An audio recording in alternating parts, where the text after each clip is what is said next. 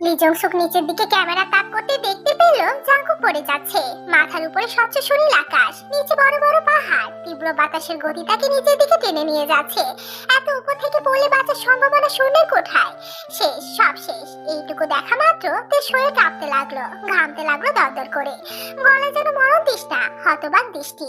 তার ইচ্ছে করলো দুহাত বাড়িয়ে জাঙ্কুককে ধরে নিতে, ঝাপটে ধরে চিৎকার করে বলতে, এ কেমন পাগলামি জাঙ্কুক ভাই, কেন এমন করছেন? জানের কি ভয় ডর নেই আপনার?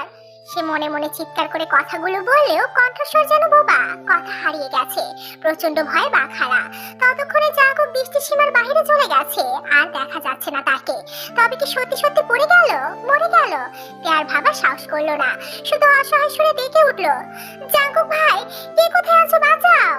এই কথা বলে চট করে উঠে দাঁড়ালোতে কোলের উপর থাকা চিপসের প্যাকেট পড়ে গেল মেঝেতে। হাউমাউ করে কাঁদতে লাগলো করুণ সুরে, ডাকতে লাগলো বড় মাকে, বড় আব্বুকে। কর্ণকুহরে প্রতিধ্বনি হতে লাগলো বড় আব্বুর বলা পুরনো কথাগুলো। তোমরা এক একজন আমার জীবন বাগানের জীবন্ত ফুল। তোমাদের কারো কিছু হলে আমি একটু ভালো থাকবো না, খুব কষ্ট পাবো, বেঁচে থাকার শক্তি হারাবো। আর তোমরা ভালো থাকলে আমি ভালো থাকবো, সুখে থাকবো। আমার জীবন সুখ সানন্দে পরিপূর্ণ থাকবে। জাঙ্কুক ভাইয়ের কিছু হলে বড় আব্বুর কি হবে? জাঙ্কুক সুগা দুটোই ওনাদের সন্তান হলেও জাঙ্কুক ভাইকে বড় আব্বু একটু বেশি ভালোবাসে, আর বড় মা ভালোবাসে সুগা ভাইকে। মোট কথা, জাঙ্কুক ভাই সত্যি সত্যি মরে গেলে তাকে বা ধমকাবে কে, মারবে কে, এটা ওটা কিনে দেবে কে, খোঁচা মেরে কথা বলবে কে? জীবন নিবাসের সব থেকে খারাপ মানুষটা হচ্ছে জাঙ্কুক ভাই। তাই বলে সে কখনো চায়নি সে হারিয়ে যাক, ফুরিয়ে যাক, আর এমন কোন পরিণত হোক। আর কেনই বা চাইবে? শাসন করলে রাত ঝাল দেখালেও সে জানে জাঙ্কুক সবার ভালো চায় সব সময়, অথচ সেই মানুষটা থাকবে না। এই কথা ভাবতেও পারছে না সে। এ কি হয়ে গেল, কি ঘটে গেল তাদের সাথে? আচমকাতে চিৎকার শুনে থমকে দাঁড়িয়েছে মিস্টার নামজুন। ঘাড় ঘুরিয়ে তাকালেন হাওয়া করে কান্না করা তের দিকে। সিঁড়ি দিয়ে নামছিলেন তিনি, উদ্দেশ্য করা করে এক কাপ চা পান করার। মাথাটা ধরেছে খুব, কাজের চাপ বেশি থাকায় বিশ্রাম হচ্ছে না তেমন। শরীরটা খারাপ লাগায় বাড়িতেই ছিলেন। মাথা ব্যথার কথা সহধর্মীকে জানালে নিচে আসতে বলে মিসেস জিন চুলায় চা বসিয়েছে। এই মুহূর্তে মিসেস জিনের পাশে দাঁড়িয়ে মিসেস জিসে চিংড়ি মাছ কাটছেন। বাড়ির ছেলে মেয়েগুলো ওনার হাতে চিংড়ির মালাইকারি পছন্দ করে। সুগা তো একাই খাবে 3-4 পিস। খেতে খেতে বলবে, ও ছোট আম্মু, জিমিনের বরের থেকে সোনা বাঁধানো কপাল, শাশুড়ির হাতে অমৃত খাবার ফ্রিতে খেতে পারবে। এ কথা শুনে তে জিমিনের দিকে একবার তাকিয়ে গাল ভর্তি হেসে জবাব দিবে, শুধু আপুর না, আমার বরেরও। কথাটা সুগার খুব একটা পছন্দ হবে না। সে খাওয়া থামিয়ে সিরিয়াস কণ্ঠে প্রতিবাদ করবে, চিংড়ি ইলিশে তোর বড় অ্যালার্জি আছে, সে এসব খেতে পারবে না, আর খেলেও আমার ভাগে কম পড়বে, তাই সাদাসাদি করবো না। তুমি কি করে জানলে আমার বড় অ্যালার্জি আছে? জানি জানি, সব জানি। কিভাবে জানো শুনি? শুধু আমি না, জাঙ্কুকও জানে। জিগাওরে, জাঙ্কুক ভাই, আপনিও জানেন? বলুন না, সে সৌভাগ্যবান কে? তুইও চিনিস তাকে? চিনি, চেনা জানার মধ্যে? আমাদের পাড়ার কেউ? কে সে? প্লিজ বলুন না, বলুন। পাড়ার মোড়ের গাবু পাগলা। এই কথা শুনে তের মুখের হাসি মিলিয়ে যাবে। অভিমানে সে জড়ো হবে তার ডাগর ডাগর চোখের পাতায়। মুখ দিয়ে সবসময় লালা ঝরে এমন ছেলেকে বিয়ে করবে না। গাবু তার বর হতেই পারে না। অতঃপর সে সুগার জাঙ্কুকের নামে নালিশ জানাবে মিস্টার নামজুনকে। খেতে বসে ছেলে মেয়েদের ঝগড়া দেখে হাসবে সকলে। বলা বাহুল্য, জাঙ্কুক খায় অল্প স্বল্প, সবকিছুতে খুঁতখুঁতে স্বভাব ছোটবেলা থেকে। কোনো খাবার সে কপ কপ করে খায় না, যা খাবে সীমিত, পাতে তুলবেও পরিমাণ মতোই। এই ব্যাপারটা ওনার ভালো লাগে, মুগ্ধও করে। তার ভাষ্য মতে থাকলে খেতে হবে কিংবা নষ্ট করতে হবে এমনটা তো নয়, খাবারের মর্ম বোঝা উচিত। মোট কথা, সেও চিংড়ি খায়, তবে একটাই সমস্যা, অ্যালার্জি। অগত্যা এক টেবিলে বসে সবাই খেলেও সে ছুঁয়েও দেখে না। ব্যাপারটা ভাবলে খারাপ লাগলেও কিছু করার নেই। এসব পূর্বের কথা স্মরণ করে মিসেস জিসু মনে মনে হাসছিল, দোয়া করছিল পুরো পরিবারটা যেন আজীবন সুখে ভরা থাকে। তখন মিসেস জেনি ফোনে কথা বলতে বলতে রান্নাঘরের দিকে এলেন। ওনার মা আগের তুলনায় এখন সুস্থ আছেন, এই জন্য তার মুখে হাসি ফুটেছে। কদিন পর মেজাজাকে হাসতে দেখে খুশি হলো দুই যা। মিসেস জেনি কথা বলে ফোনটা রেখে মিসেস জিনকে বলল, ভাবি, সামনেই তো রোজার মাস, রোজার আগে কোথাও থেকে ঘুরে এলে কেমন হয়? কোথায় যাবি? কাছে কোলে কোথাও যায়, অথবা চলো পিকনিক করি, বাচ্চাগুলো খুশি হবে। আচ্ছা, জাঙ্কুক কবে ফিরবে? 2 দিন ধরে তাকে ফোনে পাচ্ছি না, এত কিসের কাজ আল্লাহ জানে। বিয়ে দিয়ে দাও, বইয়ের টানে বাইরে থাকার কথা মাথায় আনবে না। রাজি হলে বিয়ে দিতাম, কিন্তু 2 বজ্জাতের 1 বজ্জা তো বিয়েতে রাজি না, তাদের নাকি সময় নেই। এই কথা বলতে না বলতেই তে চিৎকার শোনা গেল। চুলা অফ করে কোনো মতে ছুটে গেলেন তিনজা। গিয়ে দেখেন তে ফোনের দিকে তাকিয়ে হাওয়া করে কাঁপছে থরথর করে। জাঙ্কুক ভাই জাঙ্কুক করে ডেকে চোখ বড় বড় করে তাকিয়ে আছে ফোনের দিকে। ততক্ষণে তার চিৎকার শুনে বাকিরাও ছুটে এসেছে, জিজ্ঞাসা করছে কি হয়েছে, কি দেখে ভয় পেয়েছে, আর জাঙ্কুকের নাম ধরে চিৎকার করলো কেন। জাঙ্কুক ঠিক আছে? তে ধপ করে বসে পড়লো। তার শরীরের শক্তি যেন কেউ শুষে নিয়েছে। তবুও ঢোক গিলে ছলছল চোখে বড় মার উদ্দেশ্যে বলল, জাঙ্কুক ভাই জেট থেকে লাফ দিয়েছে বড় মা, নিচে অনেক বড় বড় পাহাড়। বলিস কি? তুই কি করে জানলি? ভিডিও কলে দেখলাম। কই দেখি, আমাকেও দেখা। কল ঢুকছে না। এই কথা বলে ঠোঁট ভেঙে কেঁদে ফেললো তে। রীতিমতো ফোপাচ্ছে সে। মিস্টার নামজনা ততক্ষণে ছুটে এসেছেন, বসেছেন তের পাশে। হাত বাড়িয়ে পানি গ্লাস নিয়ে খাওয়ার ইশারা করে শান্ত হতে বললেন। পানি খেয়ে সে গড়গড় করে বলল কি কি দেখেছে। এর কথা শুনে সবাই চিন্তায় পড়ে গেলেন। নিজেরাও যোগাযোগ করার চেষ্টা করে ব্যর্থ হলো। তে তখন ফোপাতে ফোপাতে বলল, বড় আব্বু, জাঙ্কুক ভাই বোধহয় রাগ করে এই সিদ্ধান্তটা নিয়েছে। তাছাড়া কেন জেট থেকে লাফ মেরে মরতে চাইবে বলো? রাগ? কিসের রাগ? ভাই বিয়ে করার জন্য পাগল হয়ে গেছে। আমাকে ফোনটা দিয়েছে বিয়ের কাজ কত দূর এগুলো জানার জন্য। দিনে দুবার আমাকে শুধায় বিয়ের কাজ কত দূর এগুলো। আসলে নিজের বিয়ের কথা মুখ ফুটে বলতে পারে না, তাই আমাকে বলে, প্লিজ বড় আব্বু, ভাইয়ের বউ দেখো। বউয়ের অভাবে ওনার মনে দুঃখ বেড়ে গেছে। সেই দুঃখে বোধহয় উনি সুইসাইড করতে চাইছে। তের কথা শুনে মিসেস জিন আটকে উঠলেন। তের থেকে ফোনটা নিয়ে নিজেই কল দিলেন জাঙ্কুকের নাম্বারে। না পেলেন না।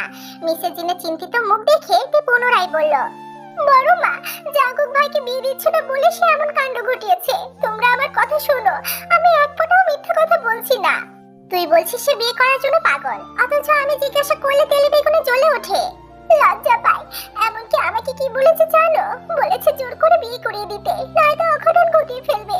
কতবার যে বললাম মেয়ে দেখে বিয়ে করিয়ে দাও, কেউ শুনলে না। বিয়ে সুখে ভাইয়া পৃথিবীকে বাই বাই করে দিল বোধহয়। এই কথা বলে তে ফুপিয়ে ফুপিয়ে কাঁদতে লাগলো। এইটুকু সময় চোখ মুখ লাল করে ফেলেছে, হেঁচকে উঠছে। এবার মিস্টার নামজুন তের মাথায় হাত রেখে বললেন, কিছু হবে না মা, ভয় পেও না। জাঙ্কুকের আগে স্কাই ডাইভিং করেছে। বড় আব্বু, নিচে বড় বড় পাহাড় ছিল, জাঙ্কুক ভাই পড়ে যাচ্ছিল। পড়বে না, ওর পিঠে ব্যাগ দেখেছো না? ওইটাতে প্যারাশুট আছে। সময় মতো ব্যাগের চেন খুলে দিলে আর পড়বে না, বাতাসে ভাসতে থাকবে। এই কথা শুনে তে বিস্ময় নিয়ে তাকিয়ে রইল। রিস্ক নিয়ে এসব করার কি দরকার? সে চোখ মুছলো। এই সামান্য ব্যাপার না বুঝে বোকার মতো কেঁদে ফেললো। ছি ছি। তখন তার মাথায় খেলে গেল একটা মেয়েকেও লাফ মারতে দেখেছে। এদের কত সাহস! অথচ উঁচু ভবন থেকে নিচে তাকালে তার বুকের ভিতর ধড়ফড় করে, দম আটকে আসে। তার কান্না থেমেছে দেখে আর দাঁড়ালো না সে। নিজের রুমে গিয়ে দরজা আটকে জাঙ্কুককে মেসেজ করলো, মেয়েদের সাথে উড়াউড়ি হয়ে গেলে কল দিবেন, জরুরি কথা আছে। মেসেজটি সেন্ড করে তার মাথায় ক্লিক করলো। বড় আব্বু বোধহয় তাকে শান্ত করতে এই কথা বললো, নাকি ঘটনা সত্যি। যখন চিৎকার করলো সবাই ছুটে এসেছিল। চিন্তা ভাসছিল সবার চোখে মুখে। কিছু একটা ভেবে সে দরজা খুলে দাঁড়িয়ে দেখলো বড় মা প্রেসার বাড়িয়ে ফেলেছে। মিসেস জেনি মিসেস জিসু চিন্তিত মুখে ওনার হাত পা ডলছে। মুখে কি সব বলছে। আয়ু আপু মায়ের পাশে বসে প্রেসার মাপছে। বড় আপু কাউকে বারবার ফোন করছে। তার মানে তার ধারণা সঠিক। তাকে বল দিতে বড় তখন অভিনয় করলো। মনে মনে কথা ভেবে সে পুনরায় দুঃখে কেঁদে উঠলো। কাঁদতে কাঁদতে ছুট দিল রুমের দিকে। চোখের সামনে ভাসতে লাগলো জাঙ্কুকের রাত মারা ভয়ঙ্কর দৃশ্যটা। ধরতে গেলে আমাদের জীবনটা খুব ছোট। জাঙ্কুকের কাছে জীবনের মানে হলো মর্জি মতো জীবনের স্বাদ খুঁজে নেওয়া। খাওয়া দাওয়ার ঘুম জীবনের মানে হতে পারে না। সে তার জীবনে অ্যাডভেঞ্চার পছন্দ করে। অ্যাডভেঞ্চার না হলে জীবনের মানে বড্ড পাচ্ছে। জীবন চলতি পথে সুখ ও দুঃখের কাহিনী সাজায়। এসবের ভিড়ে তার মনে হয় জীবনকে নিয়ে একটু বাজি ধরা যাক। আজ হলো মরতে হবে, কাল হলো। ভাগ্যে যদি লেখা থাকে অবিবাহিত অবস্থায় মারা যাবে, তাহলে কি কেউ সে নিয়তি খণ্ডাতে পারবে? পারবে না, কখনো না। তাহলে হাত গুটিয়ে বেঁচে থাকবে। অবশ্য জীবনের মায়া যাদের কম থাকে তারা জীবন বাজি ধরতে পছন্দ করে, এটাই স্বাভাবিক। এই যে উড়ন্ত জেট থেকে লাফ মেরেছে, এটাও কি কম সাহসের ব্যাপার? তা দেখে লিসাও তাই করেছে। এই মেয়েকে দেখেও অবাক লাগে। সাধারণ মেয়েরা সাপখোপ দেখে ভয় খাম ছুটিয়ে ফেলে, অথচ লিসা তার বিপরীত। খুব কম মেয়েরাই স্কাই ড্রাইভিং করার সাহস দেখায়। মুখে বললেও অনেকে শেষ মুহূর্তে এসে ফিরে যায়, নতুবা ভয়ে আতঙ্কে অসুস্থ হয়ে পড়ে। লি জংসুক আর ইউনো জেটের দরজার কাছে দাঁড়িয়ে ওদের দেখছে। দুজনেই বাতাসে গা ভাসিয়ে আকাশে দাপিয়ে বেড়াচ্ছে। ভয় ডর নেই দুটোর। লি জংসুক আর ইউনো নিজেরাও রেডি হয়ে তাকাচ্ছে একে অপরের দিকে। এরপর দুই বন্ধু হাসতে হাসতে লাফ দিল। ওদের দেখে আরো 10-12 জন লাফ দিল। সেই জায়গাটুকুতে মুহূর্তের মধ্যেই পিঁপড়ার মতো আরো অনেকে দেখা গেল।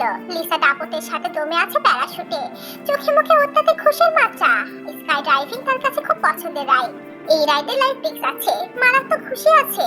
মোদ্দা কথা, লাইভ পিক্স আছে বলে তার ভালো লাগে। সে আকাশপথে একবার তাকালো জাঙ্কুকের দিকে। জাঙ্কুক তাকিয়ে আছে নিচে থাকা বিশাল সমুদ্রের দিকে। টলটল করছে নীল পানি, উপর থেকে অসাধারণ লাগছে। ভাবছে অন্য কথা, মুখে মিটি হাসি। তার থেকে কিছুটা দূরে ইউনোর ডাক শুনে জাঙ্কুক সেদিকে তাকালো। ইউনো দাঁত কেলিয়ে চিৎকার করে বলল, চল ফিরে যাই, তোরা যা। তুই কাঁদছে ভাই? কাঁদু, মজা করছি না, লিজংসুকের কসম। তোরা কি করে জানলি তে কাঁদছে? ফোন করেছিল তোকে, এই হারামজাদা তোর রাত মারা দেখিয়েছে ওকে। তারপর কল কেটে গেছে, মেয়েটা বোধহয় ভয় পেয়েছে। জাঙ্কুক কিছু বললো না, দৃষ্টি সরিয়ে নিল। কিছু বললেও লাভ হবে না যতক্ষণ না নিজে কথা বলবে। এরপরে ঘটনাও তার জানা, তে কাঁদবে। সেই কান্না দেখে তার মা সব বাড়ির শুদ্ধ সবার কানে ঘটনা খারাপ পৌঁছে যাবে। তার মায়ের উচ্চতায় ফুবিয়ে আছে, ছেলে লাইফ রিস্ক নিয়ে আকাশে দাপিয়ে বেড়াচ্ছে। এই কথা ভেবে ওনার প্যানিক অ্যাটাক হবে, নতুবা টেনশনে প্রেশার বাড়িয়ে ফেলবে। মূলত এই জন্য কোনো কাজের কথা কাউকে বলতে চায় না। এখন কিছু করারও নেই, কাঁদতেই থাকুক, কাজের চোখ পরিষ্কার থাকে। তাকে চুপ থাকতে দেখে লিজংসুক হাসলো, তারপর ভুল নাচিয়ে বলল, বুকের জ্বালা কমাতে ল্যান্ড করো বন্ধু। করতেই তো হবে, না করলে তোর একটা ব্যবস্থা কিভাবে করব? কিসের ব্যবস্থা বন্ধু? এখানে থাকার ব্যবস্থা। লিজংসুকের হাসিটা মিলিয়ে গেল, চোখ মুখ শুকিয়ে গেল। জাঙ্কুকের শীতল কণ্ঠের ট্রিপ মানে কপালে দুঃখ আছে। দেশে ফিরে বিয়ের পিড়িতে বসার কথা। না না, যেভাবেই হোক জাঙ্কুকে মানাতেই হবে, বোঝাতেই হবে। খুব অনুতপ্ত সে, এই পাপ আর জীবনেও করবে না। কিন্তু সেটা সম্ভব হলো না। তার আগে জাঙ্কুক পাশ কাটিয়ে চলে গেল। এরপর পরে সংকেত পেল দ্রুত যেতে ওঠার। সবাই একে একে এলে এবার জেট ছুটলো ল্যান্ড করার উদ্দেশ্যে। প্রায় 3 ঘন্টা পর জেট ল্যান্ড করলে জাঙ্কুক দ্রুত পায়ে ছুটলো রুমের দিকে।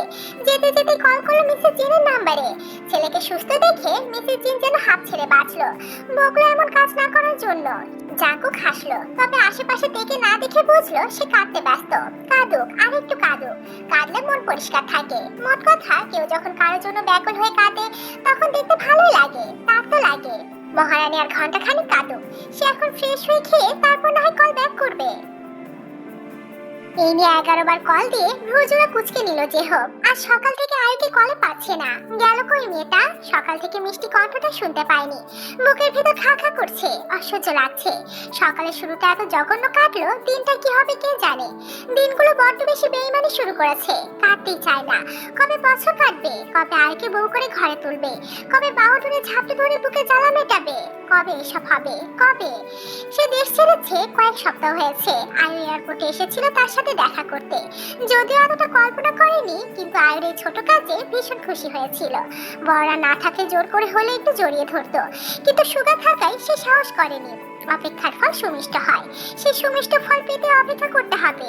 এসব ভেবে সে রান্না শেষ করে ফ্রেশ হতে গেল। একটু পরে অফিসে যেতে হবে। এদেশে নিজের কাজ নিজে করতে হয়, তাই সব কাজ তারই করা লাগে। যদিও কাজ করতে মন্দ লাগে না, তবে কাজের ফাঁকে গল্প করার একটা মানুষ থাকতো তো বেশ হতো। সেই মানুষটা যদি আয়ু হয় তাহলে তো কথাই নেই। যে হোক, ফ্রেশ হয়ে মাথা মুছতে মুছতে ফোন হাতে নিতেই দেখে আয়ুর মেসেজ এসেছে। ল্যাবে আছি, স্যার আছে, চিন্তা করবেন না, আমি ঠিক আছি। এই ছোট্ট একটা মেসেজে তার বুকে শীতলতা নামলো। কিছুটা চিন্তামুক্ত হলো। সেও ছোট করে একটা মেসেজ সেন্ড করে রাখলো, ভীষণ ভালোবাসি আয়ু পাখি। মেসেজটা দেখে আয়ু মুখ টিপে লাজুক হাসলো। সারাদিনে 5-7 বার শুনতে হয় ম্যাজিক্যাল বাক্যটা। শোনার অপেক্ষাই করে সে, কারণ জেহপের কণ্ঠে আদুরে সুরে বলা বাক্যটা শুনলে তার মন ভরে যায়।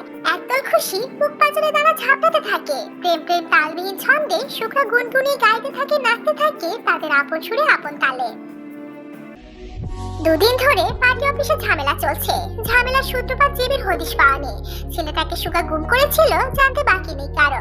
তবে কোথায় রেখেছে, বাঁচিয়ে রেখেছে নাকি মেরে ফেলেছে, নাকি অন্য কিছু করার পরিকল্পনা এঁকেছে সে, এখনো অব্দি তার কোনো খবরই পাওয়া যায়নি। জেবির বাবা পাগলা কুকুরের মতো হিংস্র হয়ে উঠেছে। ও হুমকিজনকে হুমকিও দিয়েছে জেবির খোঁজ বের করতে, নয়তো হুমকিজনের কচি কাঁচা মেয়ে নিয়ে 18+ খেলাধুলার ভিডিও ফাঁস করে দেবে। চাপে পড়ে ও হুমকিজন ইনিয়ে বিনিয়ে সুগার থেকে কথা বের করার চেষ্টাও করেছে, কিন্তু ধূর্ত সুগা সেসব কথা ধারে কাছে ঘেঁষে না। হয় প্রসঙ্গ পাল্টায়, নতুবা গালিগালাজ শুরু করে। তখন ও হুমকিজন কথা বলার সাহস পায় না। সুগার এমন বেপরোয়া কাজে জঙ্গল বরাবরের মতো আজও খোঁচা মেরেছে। সুগা 2-1 হেসে উড়িয়েও দিয়েছে, কিন্তু জঙ্গল যখনই মা তুলে গালি দিল তখন নিজেকে সামলাতে পারলো না। ক্ষিপ্ত সিংহের মতো তেড়ে গিয়ে শক্ত থাবায় জঙ্গল সাথের কলা চেপে ধরে একেবারে ঘুষি দিতে থাকলো। শক্ত হাতের ঘুষির তোপে নাক মুখ দিয়ে রক্ত বেরিয়ে গেল জঙ্গল। পার্টি অফিসে থাকা অন্য ছেলেরা কোনো মতে তাদের থামায়। জঙ্গু আপাতত হসপিটালে, 2 দিন সেখানে থাকতে হবে। হাঁটাহাঁটিতে সুগারও লেগেছে, তবে হসপিটালে যাওয়ার মতো হয়নি। রাগে ফুঁসছে সে, আফসোস করছে আরো 2-4 ঘা কেন বসালো না, কেন জন্মের মতো কথা বলার শক্তি কেড়ে নিতে পারলো না। ঘটনা শুনে ওহম কিজন পার্টি অফিসে এসেছে, তার সঙ্গে এসেছে নতুন এক মুখ। সুগা তাকে দেখেও কথা বলার আগ্রহ প্রকাশ করলো না, ধপ করে বসলো চেয়ারে। তারপর টি শার্ট পিছনে ঠেলে ওহম কিজনের উদ্দেশ্যে বলল, আজ থেকে আপনার দল আপনি সামলান। কেন, তুই কোথায় যাবি? সেই কৈফত আপনাকে দেব না। সুগা, আজকাল বড্ড চ্যাটাং চ্যাটাং করে কথা বলছিস তুই। কার সাথে কথা বলছিস ভুলে যাস না। ভুলিনি এখনো, বললে সশরীরে বসে থাকার শক্তি পেতেন না। 3 রাস্তার মোড়ে পার্টি অফিস বানাচ্ছিস শুনলাম। কি এমন হলো যে নতুন করে পার্টি অফিসের দরকার পড়লো? কেন, এর উত্তর আপনি ভালো করেই জানেন ওহম ভাই। তাও যখন আমার মুখ থেকে শুনতে চাইছেন তাই বলছি, আমি আর আপনার দলে থাকবো না। না মানে না, আমরা আপনার হয়ে কাজ করব। এবার থেকে আমার দলের লিডার আমি। আখের গুছিয়ে নিয়ে এখন আমাকে বুড়ো আঙ্গুল দেখাচ্ছিস, তা পারবি তো দেখতে? সুগার আখের টাখের প্রয়োজন পড়েনি, পড়বেও না। আপনার মতো আমি বস্তি থেকে উঠে আসিনি ওহম ভাই, আর না ফকিনি ঘরের ছেলে। আমরা দলে ঢুকে আপনি আমায় বান্ডিল বান্ডিল টাকার বিনিময়ে কিনে নিয়েছেন, তাই এসব বালের কেচ্ছা অন্যকে শোনান। যদি দান ভিক্ষা আসে, আমি শুরু করলে কিন্তু খুব একটা ভালো হবে না। ওহম কিজন অপমানটুকু গিলে নিল, চোয়াল শক্ত করে তাদের দাঁত চেপে তাকিয়ে রইল সুগার দিকে। সুগার কিছু মিছু আন্দাজ করছে কিনা জানতে উনি নিজেকে সামলালেন, তারপর শুধালেন, শুনলাম নির্বাচন করবি। করব। এতদিন তোকে আমার ডান হাত বানিয়ে লোকের কাছে মুখ চিনালাম, সঙ্গে সঙ্গে নিয়ে ঘুরলাম, রাজনীতিতে রাজ করার কৌশল শিখালাম। সেই তুই কিনা এখন আমার পিছনে বাদ দিতে উঠে পড়ে লেগেছিস? ভুল বললেন ভাই, বরং আপনি আমার কারণে সকলের মুখে মুখে এসেছেন। নয়তো আগে যা ভেড়াচোদা ছিলেন, আপনাকে দিয়ে আর যাই হোক অন্তত রাজনীতি হতো না। তাই ওসব শহর ভণ্ডামি বাদ দেন, নয়তো ভণ্ডামি করার জন্য ওইটাই আর থাকবে না। তোর কি মনে হচ্ছে না তুই ইচ্ছে করে শত্রুতা তৈরি করছিস? এরপর ভালো হবে না সুগা। না হলে নাই, ভালো জিনিসে অ্যালার্জি আমার। তাহলে আমার বিপক্ষে সত্যি সত্যি দাঁড়াচ্ছিস বোধ হয়। হঠাৎ এই সিদ্ধান্ত কেন? বউ বলেছে অন্যের পা না চাটতে, সে আবার চাটাচাটি একদমই পছন্দ করে না। তার কথা মাথায় রেখে সিদ্ধান্ত নিলাম, বাঁচতে হলে বীরের মতো করে বাঁচবো, নয়তো প্রাণের মায়া ছেড়ে দেহ মাটিতে লুটাবো। এই কথা বলে সুগা উঠে দাঁড়ালো। তার বরাদ্দকৃত রুমে তার প্রয়োজনীয় জিনিসগুলো নিয়ে হাঁটা ধরলো 3 রাস্তার মোড়ের দিকে। তাকে যেতে দেখে দাঁড়িয়ে থাকা গোটা 30 ছেলেও ওহম কিজনের দিকে তাকিয়ে হাঁটা ধরলো। আজ থেকে তাদের দল আলাদা, পার্টি আলাদা, লিডার আলাদা। আজ থেকে তারা সুগা ভাইয়ের লোক। মোট কথা, তারা এতদিন ওহম কিজনের সঙ্গে ছিল সুগার কথায়। ওহম কিজন যদি সুগা ভাইয়ের ছোট বোনকে কিডন্যাপ করার ব্যাপারে সঙ্গ না দিত, তাহলে তারাও দল ছাড়তো না। আর না এতদিনের গড়া অবস্থান সুগা ভাই এভাবে পায়ের তলার পিছে চলে যেত। জাঙ্কুক রুমে ফিরে ফ্রেশ হয়ে বের হতে দেখে ফোনের আলো জ্বলছে। ফোনের ডিসপ্লেতে ভাসছে চেনা জানা নাম ব্যাঙাচি। সে গায়ে টি-শার্ট জড়িয়ে কলটা রিসিভ করতে দেখতে পেল তের মুখ। কেঁদে কেটে চোখ মুখ মালপোয়ার মতো ফুলিয়েছে, না টিয়া পাখির মতো লাল, তবে টিয়ার নাক টিকালো আর তের নাক বোচা। এ কথা ভেবে তার ঠোঁটে হাসি খেলে গেল। তাকে হাসতে দেখে তের চোখ জোড়া জলে ভরে উঠলো। নিচের ঠোঁট কামড়ে কোনো মতে কান্না আটকে ফোপাতে ফোপাতে শোধালো, আপনি মারা গেলেন কিভাবে? অবান্তর প্রশ্ন শুনে জাঙ্কুক মাথা মুছতে মুছতে তেরাভাবে জবাব দিল, প্রেম সাগরে ডুব দিয়ে। ডুববি? আয়। বড় মাকে কল করে ঠিকই তো কথা বললেন, অথচ আমাকে একটা কল দিলে কি এমন হতো? তোকে কেন কল দিব? তুই কি আমার বউ যে কাজ থেকে ফেরা মাত্রই তোকে কল করব? বউ হলে কল দেওয়া যায়, অন্য কেউ হলে দেওয়া যায় না? না, যায় না। কেন যায় না? জানি না, তবে এক্সপেরিমেন্ট করতে চাইলে আমার বউ হয়ে যা, দেখবি সব খবরাখবর তোকে আগে জানাবো। আপনার জন্য একটা সারপ্রাইজ আছে জাঙ্কুক ভাই। রাখ তো সারপ্রাইজ, তুই আবার আমার রুমে ঢুকেছিস? সুন্দর করে বললে ভালো লাগে না শুনতে, না? ফিরতে দে আমায়। আপনার রুম সাউন্ড প্রুফ, তাই এসেছি। স্পেশাল সারপ্রাইজ দিতে সাউন্ড প্রুফ রুম লাগতো। এই কথা শুনে জাঙ্কুক ভ্রু কুচকে তাকালো, বোঝার চেষ্টা করলো এর মাথায় কি ঘুরছে। তার কুচকানো ভ্রু দেখে তে হাসলো। তারপর ব্যাক ক্যামেরা অন করে মেঝেতে পড়ে থাকা কাঁচের ভাঙা পারফিউমের বোতলগুলো দেখিয়ে বলল, আপনার জন্য কেঁদেছি আমি, চিন্তা করেছি, রুমে ফিরেও কত কল দিয়েছি, অথচ আপনি ইচ্ছে করে আমার কল ধরেননি। কেন ধরেননি? না ধরার কারণে একটা একটা করে আছাড় মেরে আপনার প্রতিটা পারফিউমের বোতল ভেঙেছি। জাঙ্কুক দেখলো সত্যি সত্যি তার শখের পারফিউমগুলো মেঝেতে লুটোপুটি খাচ্ছে। কাজ ছড়িয়ে ছিটিয়ে আছে বিছানার চাদর বিন ব্যাগের উপর, সিলিং ফ্যানের বাতাসে বালিশে তুলে উঠছে। এক কথায় রুমের অবস্থা দেখে মনে হচ্ছে ঘূর্ণিঝড় বয়ে গেছে। ভীষণ শখের জিনিসপত্রের অবস্থা দেখে সে চেঁচিয়ে উঠল, তের বাচ্চা, রুমে কি অবস্থা করেছিস? এসব ঠিক করতে তাকে কি তোর বাপ দেবে? আমার বাপ কেন দিবে? দিবে না তো কোন হুঁশে করব। কেন করবি? তোর বাপ কি সজ্ঞানে তোকে আমার হাতে তুলে দিয়েছে যে আমি বইয়ের ভুলকে ফুল মেনে নেব? তুলে দিলে মেনে নিতাম। ওকে ডান, ফিরে আসুন। ফিরলে কি হবে? বাবাকে বলবো আমাকে আপনার হাতে তুলে দিতে, তারপর আমিও দেখবো আপনি কতটা কি মেনে নিতে পারেন। পরশু রাতে ফ্লাইট, ফিরছি আমি, রেডি থাক। এ কথা শুনে রাগে বোম হয়ে থাকাতেও একরোখা কণ্ঠে জবাব দিল, ঠিক আছে, 1 ঘন্টার মধ্যে রুম পরিষ্কার করবি, না হলে তো খবর আছে। কি খবর আছে শুনি? তোর সিগারেট খাওয়ার ছবিটা তোর বড় আব্বুর কাছে পাঠিয়ে দেব। এই কথা বলে জাঙ্কুক কল কেটে দিল। তে রুমের অবস্থা দেখে ঢোক গেল। এখন কি হবে? কে পরিষ্কার করবে এসব? রাগের মাথায় মাথা কাজ করছিল না। বিশুদ্ধ পুরুষকে না পেয়ে রাত তুলেছে তার জিনিসপত্রের উপর। এখন খারাপ লাগছে, খুব বেশি খারাপ লাগছে নামি দামি পারফিউমের কাচের বোতলগুলোর জন্য। আহারে, কাজটা ঠিক হয়নি। অন্য সময় এসে সে নিজেও ব্যবহার করতো, ঘেটে ঘুটে দেখতো। রাগের সময় কেন যে মাথা ঠিক থাকে না, কিন্তু এখন কি করবে? বাড়ি কেউ যদি জানতে পারে এসবের পিছনে সে দায়ী, তাহলে সবার আগে নিঃশক্তিতে জ্বলে উঠবে তার মা। না, মার খাওয়া যাবে না। এমন কিছু করতে হবে যেন তার ঘরে দোষ না পড়ে। জাঙ্কুক ভাড়া ঠেট দিল 1 ঘন্টার মধ্যে রুম পরিষ্কার করতে, না হলে খবর আছে। যদিও সব ফাঁকা বলেতে খুব একটা ভয় পায় না সে, কিন্তু জাঙ্কুক ভাই জানিয়েছে সিগারেট খাওয়ার ছবিটা উনি বড় আব্বুকে দেখাবে। সে জানে বড় আব্বু এই ছবিটা দেখলে খুব কষ্ট পাবে, তাই জাঙ্কুকের শর্ত অনুযায়ী সে রুম ঠিকঠাক করার দায়িত্ব নিয়েছে। অপরাধ যখন করেছে শাস্তিও মাথা পেতে নিতেই হবে। এসব ভেবে আর সময় নষ্ট করলো না তে। কোমরে ওড়না বাড়তে গিয়ে থেমে গেল। রুমে তো কেউ নেই, তাই ওড়নাটা চেয়ারের উপর রেখে রুম পরিষ্কার কাজে লেগে গেল। তবে তার মুখ বন্ধ থাকলো না। জাঙ্কুকে সে গালি দিতে দিতে কাজ পরিষ্কার করলো। জাঙ্কুক তার করা কাহিনী দেখে ল্যাপটপ থেকে দৃষ্টি সরিয়ে উঠে রুমের বাইরে গেল। প্রচন্ড ক্ষুধা লাগায় গেল খাবার খেতে।